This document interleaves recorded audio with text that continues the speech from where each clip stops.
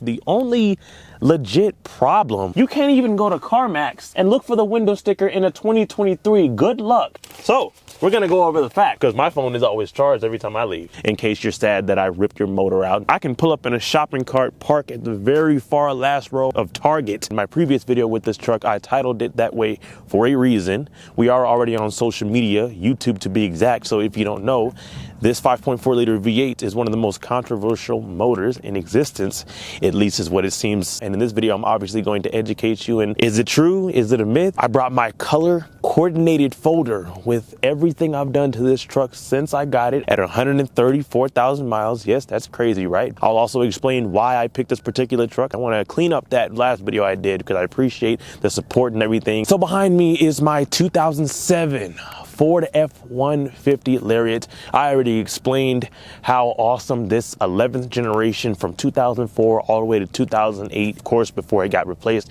with the 12th generation, which was actually the truck I was going for. I already explained how there's a million different variations of this 11th gen truck, and you will never see anything like that on the market again because auto manufacturers like to make things as cheap as they possibly can, and they also like to deal with the consumer base. So your typical pickup truck nowadays is the crew cab with the little 5-foot whatever bed. That's the truck that you see. It's because that's what sells. Anyway, and the two-tone color as well, you will notice if you know anything about Fords, typically the two-tone is reserved for the King Ranches, or like I've seen in the comments in my other video, the Eddie Brower 2. I thought that was only for the Expeditions, but apparently it's for the F-150s too. So shout out to whoever commented that in my last video. I'm gonna go around this truck since we're already on the exterior and show you what I've added. Of course, first we're gonna get to the good stuff, the guts, powertrain, right? That's the whole point of this video. Have I had any problems? Trying to get used to giving the people what they want, the juicy part of the video, and then the real ones will stick around for the end. No, it's extremely controversial, especially for social media, like I already mentioned, but this 5.4 liter V8 has been known to have some issues. I've had this truck for about a year and like 6 months probably. I've got it at 134,000 miles. My younger self would probably be like, what were you thinking? But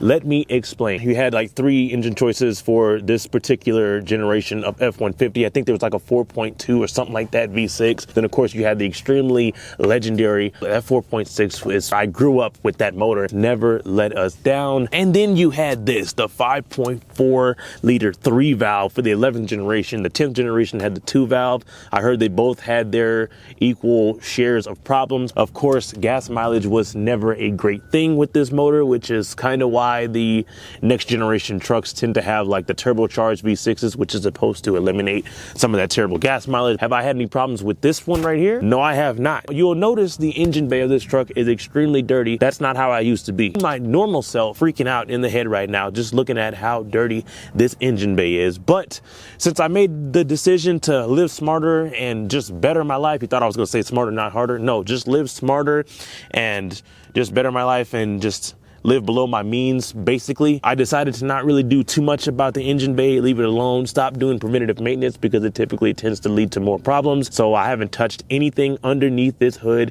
except for a new battery because I guess when I was tampering around with some of these lights I was adding, I'll explain later, I guess it drained the power supply or whatever the case is. This is still part of the early 2000s Fords. So like I explained in my Ranger video, they tend to have a little bit of weaker electrical systems as they age. Maybe that was a problem, or maybe it was just me tampering with the lights, even though they're all LEDs, so they shouldn't drain that much current. Anyways, also the other thing, shout out to Terrell. When I first got this truck, he mentioned that the coolant reservoir overflow tank over there was dirty. You can't see it from where the camera is because it's hiding behind the fender, but he mentioned that was dirty. So I was like, yeah, it does look pretty dirty. So I went ahead and drained everything, all the coolant out. I'm talking about fresh, clean garden water hose water through the whole freaking engine. And then I filled it up with new water, right? And it turns out that the inside of that coolant reservoir overflow tank is stained. So what we were looking at, it can't go away unless you buy a whole new tank, which is not really necessary. It's fine. Truck runs fine. It's got brand new fresh coolant in there. As you can, well, as I can still see right now, I'm looking at it. It's still nice and bright and clean. All this stuff was working fine when I was looking at the truck. I test drove it. Everything, all the fluids were topped off, nice and clean. Everything in here was looking great. But those are the only 2 things as far as maintenance that I've done to this truck since I've had it for about a year. And right now, as it sits, it's got 149,000 miles on it, I think. This is my current daily driver. I drive it probably like 52 miles a day, and it's done great. I used to have a cash car, especially back at the time when I bought this truck. That car is gone now. I'll explain that in a different video. That's not the point for this video. Basically, pretty much freeway mileage. A lot of stop and go though, so not really on the freeway. Maybe a little bit of vibrations here and there due to the interior because of my exhaust modifications. But anyway, other than the new battery and flushing out the coolant, that's the only thing that's happened underneath this hood since I've had the truck for about a year and 6 months. All right, so since we're at the front of the truck, before I close the hood, I just want to display this incredibly convenient work area that this truck provides, because the hood goes up with the grill. The grill goes up with the hood. It's attached the same. So I think the 12th generation was also like this, but it's a pretty cool, well, depending on how much you weigh, this could be a very nice spot for you to put your knee, or you could put your foot right here is what I do. I put my foot right there and climb in and look around or whatever the case is. That's enough of that. Up here in the front, we have the eBay Motors Special right here, because I did not buy this truck with this headlight assembly or these fog light assemblies. So this is the exact look I was going for. It's not really a C-clamp really, but it's kind of like these two little running lights right here. And then every single bulb in here, I had to buy individually. Of course, they came in packs on eBay Motors. These headlight assemblies are kind of looking a little greenish during whatever time of the day, and the sunlight is hitting it just right. They look green now. And they're kind of peeling a little bit too. This plastic clear coat, whatever this is on these headlight lenses, are peeling. But we got the switchbacks right here. We got the low beam and high beam in the same bulb, of course. And then we got a nice little corner bulb light right here. Then down here, we just got regular LED fog lights to clear this faded Ford emblem. And then right here as well, you can already see this thing came pre-dented. So I used to be a real fanatic about my cars, and I still am. But since my current living situation is not appropriate to be a fanatic about my cars that much anymore, I kind of have to deal with, you know, the harsh elements in the outside life, well, what can harm your vehicle. So that's why this truck is already pre-hail damaged, pre-swirl marked, pre-scratched, pre-rock chipped, and just all kinds of pre-used action from the factory, right? I'm just kidding. But anyway, this is helping me not really stress too much about this. Truck still looks good. You notice this is one of those used cars where it still looks good, but you can definitely tell it's been outside for quite a few years. A 17-year-old truck, what do you expect? I don't know how I can really explain this, but I'll try as best as I possibly can. If anybody else can relate, let me know in the comments. But for whatever reason, any vehicle I drive or I own seems to be some type of giant magnet that attracts giant human-shaped and sized pests. What I mean by that is, it doesn't matter where I go or what I drive. If I'm driving it and if I park it, it just tends to attract all kinds of unwanted attention. I can park as far away, the last spot as far as possible from the Walmart parking lot, right? And I go inside the store for like a good 5 seconds, come back out, and I'm surrounded. I don't understand the point of that. I don't understand why people feel safe to park next to other people. Why does this happen? I can pull up in a shopping cart, park at the very far last row out to the street of Target, come back 5 minutes later, and it's surrounded. Probably will make a video series just on this to show you guys exactly how annoying this is and what I mean. The reason why I went ahead and decided to go used. I went from used to new, back to used again, because it's extremely annoying and a lot of hair loss trying to deal with new cars, man, because you have to worry about so much. Anyway, back to the front of this truck. That's about it, really. I did take off my license plate bracket because we don't deal with front license plates around here. Hooks, I think those were factory as well. And then I like this kind of grill that kind of matches the tan down here as well. We are at the wheels. Now, these are hand-cooked Dynapro ATMs, 18-inch rims. Pretty cool. Pretty big for back in the day. And I like how the inner spokes of the wheels, these are factory, obviously, 6 lug nut right here. But the inner spokes of the wheels are kind of like the same. They're kind of matching the same color as this tan right here. No problems with this at all. I love these truck tires, SUV tires. They got plenty of sidewall, jump the curb or whatever you got to do. You don't have to worry about the rim at all. There's no curb rash on any of these wheels. A 17-year-old truck. There's no shaking, no vibrations, nothing like that going on with this truck. So I'm not really going to do too much about it. Although I would like I'm a big fan of the white lettering. I guess that's like an old school thing. But since we're at this angle though, these are factory running boards. Of course, they got Ford on them right here. The factory Ford Lariat pinstriping. I don't even know if they still do this with the new Lariats. One of my favorite Ford features ever. Everybody else wishes they have this very handy, extremely convenient door code combination right here. Obviously it works. You hit the last two buttons to lock it, and then you put your combination in there. Obviously not gonna do it on camera. Bam, just like that, and it just opens up for you like that. Don't even have to have the key or whatever, unless you know your battery is weak, then you might not want to trust this system. Keep your key on you at all times. 5%. This is triple extreme 5%, and this is 5%. This is like one of the first things I do when I get a car is you have to murder the windows out because people are just extremely nosy and weird and annoying. This is a lower than usual 5% brow right here for the windshield. Bam, these right here, I added these to the truck probably within the first month and a half. I hated those little ugly factory square mirrors. The only thing I lost with this mirror setup right here is the power folding feature. These are manually folding, but at least they work. Everything else works. When I first put these on, I was lazy and I just wired the turn signals in, 2 connectors, a click, and the turn signals work. You have the option to wire these running lights up because they give you the wires in the package as well, but I didn't do that at first. I was lazy. I was like, nah, it'll be fine. And then I just seemed to regret it over a week span, and I went ahead and just ripped the door panel back off and I wired the wires like how I was supposed to. They look amazing. I'm glad I did that. I'm glad I stopped being lazy and went ahead and did it, even though I broke a couple of plastic clips on the inside of the door panel because I took the panel off again because I was too lazy to do it the first time. But they work now, and I have my running lights right here and also my turn signals. Of course, you got your extendos, entry light down here. I already mentioned the turn signal and the running light right here. Heated as well. Manual spot mirror down here at the bottom, which I tend to use this one the most for some reason. It's got a wider range. And then right here, you got your power mirror up top. This is the big piece of glass right here as well. eBay Motors as well, obviously. Everything you see on this truck that I've added is eBay Motors, except for the floor mats. I got those from Advanced Auto Parts. We do have a 26-gallon tank right here. I'm at the gas station quite often. Typically don't let this truck get under half a tank. A quarter tank usually lasts me about 3 days, basically on the way I drive. Never over 4,000 RPMs unless it was in the mountains. That's like the highest range of RPMs I've gotten to with this truck because, you know, going uphill, stuff like that. My longest road trip in this truck was about 4.5 hours. That's not even I don't even consider that a road trip. That's nothing. Those of you sticking around for this video, I appreciate that. 4x4 right there as well. This was already on the truck when I got it. These bars remind me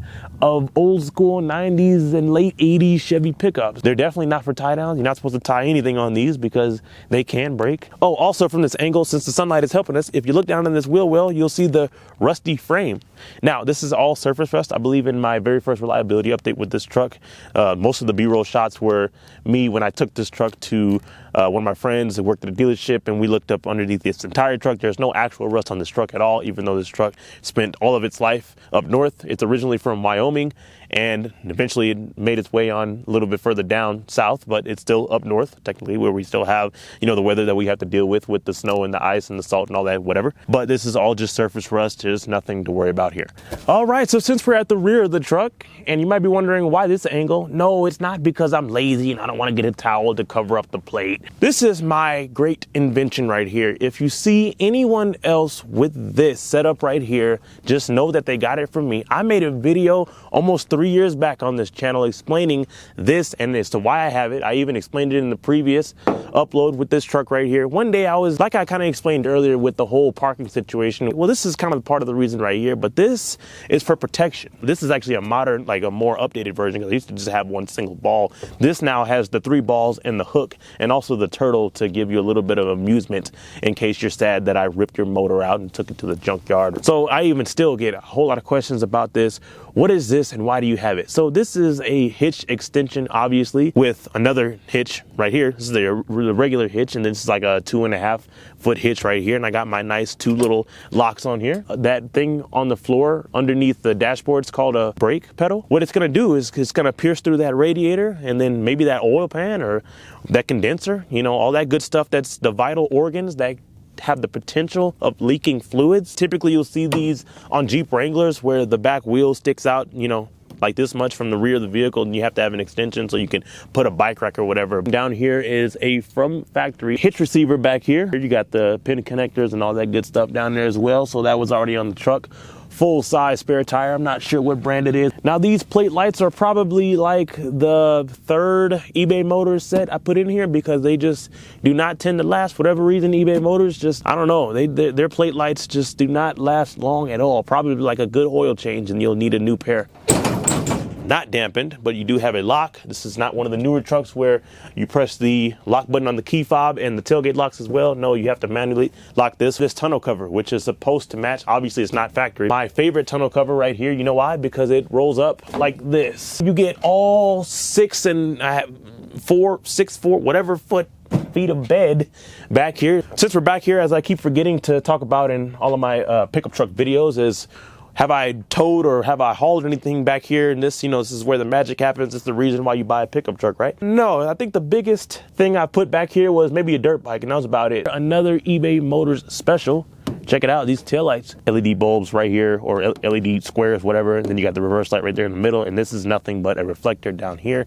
Now, when I bought this light, I did not know it had this little protruding plastic piece that sticks out right here, but it's cool, I guess. It kind of helps me see if the taillights are working from the rearview mirror when I have them on at night. You can kind of see this little protruding plastic piece sticking out. Let's roll this up right here like I was talking about. As you can already see, the tan is supposed to be matching I don't know where the previous owner got that tonneau cover from, but I'm glad they tried to at least match the tan that goes along the side of the truck down there as well. But yeah, look at all this room. This is 07, so there's no power plugs or nothing like that back here. Nice old school bed of the truck right here as well.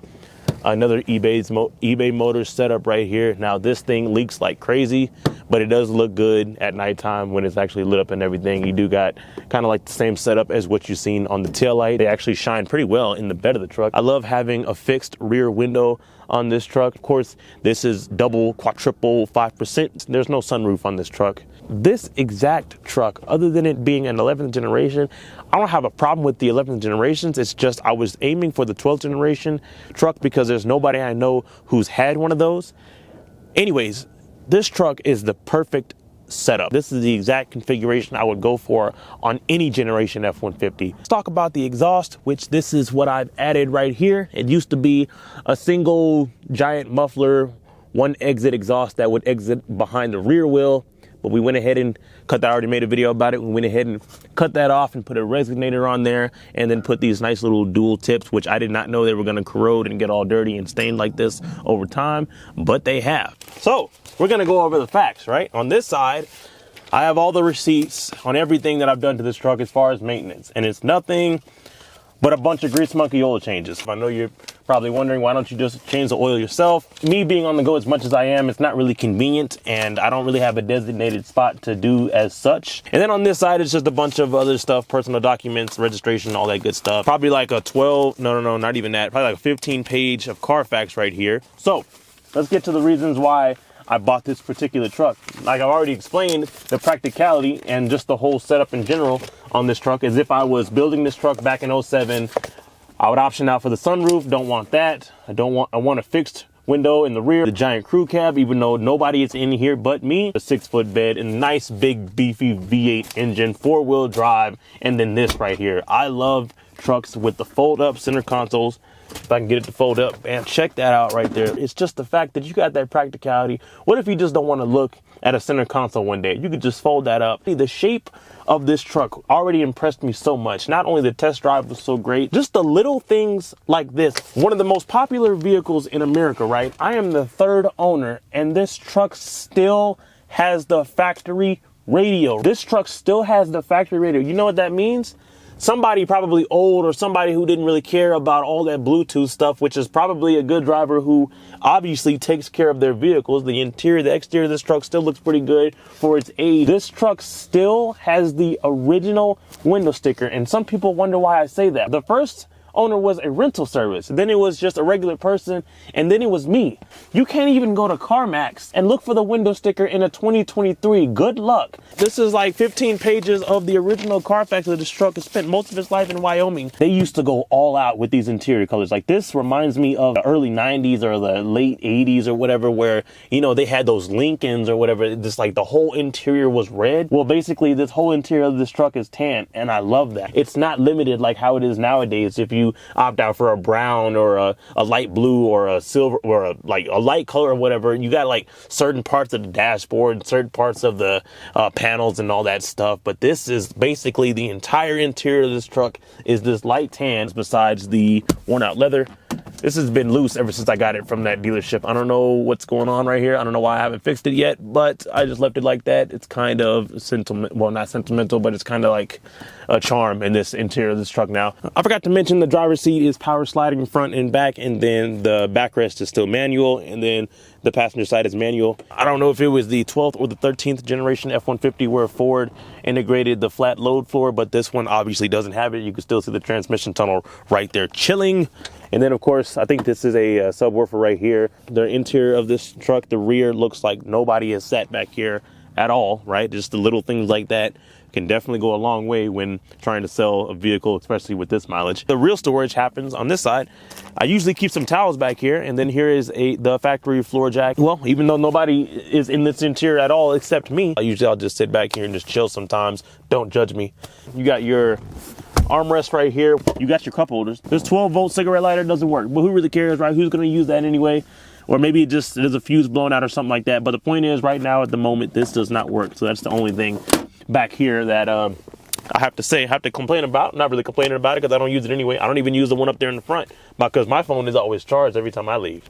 All right, so there's your updated bulletproof walk around and response to the comments and all the feedback. Thank you, by the way, on the previous upload of this truck. Worst engine ever, or titled it something like that, with the color combinated folder. So this video is not telling you to go out and buy one of these. What if you just want to hear about like actual real world experiences with owners and stuff like that? And indeed, this is that.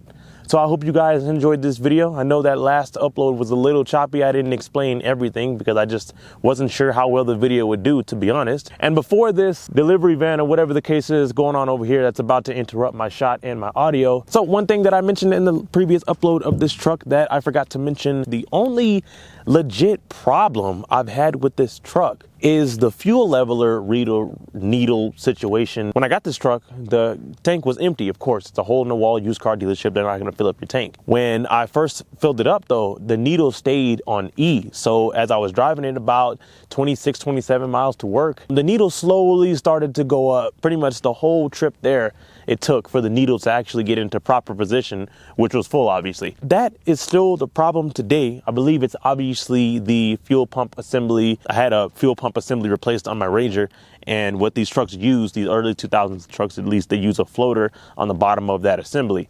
And what the problem is, it's probably just stuck or it's old. If I just use a quarter and fill it up from there, it usually shoots up. It doesn't take a while.